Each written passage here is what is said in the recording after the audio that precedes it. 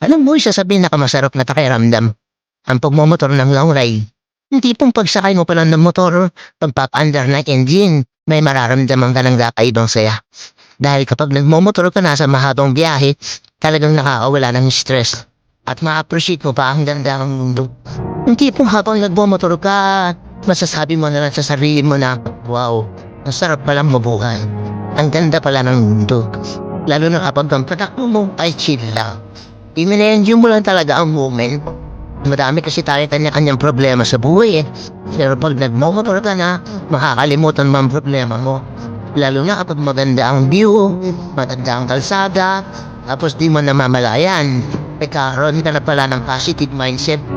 Dahil magaan ang pakiramdam mo eh. Kaya kapag stress ka na, kailangan mo lang din talaga minsan ng mahabang biyahe bilang isang pahinga. Ang weird, no? Kasi nakakapagod magmotor. Pero ito yung pahinga na gustong gusto ng marami. Pero sasabihin ko sa'yo, hindi katawan ang napapahinga kapag naglo-long ride ka. Kung di ang utak mo, kung di ang sarili mo mismo. Kaya deserve mo rin mag-enjoy. Deserve mo makarating sa magagandang lugar. Deserve mo ng bagong experience, ng bagong kwento. Ang buhay ay isang mahabang biyahe.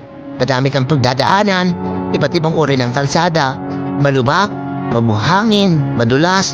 Kailangan mo lang din talagang mag-ingat. Pwede kang huminto para magpahinga. Tapos, biyahe na ulit. So, ano ba yan? Hanggang sa muli. Stay safe always at huwag kakalimutan magdasal bago biyahe. Everyone's Stevie. Peace.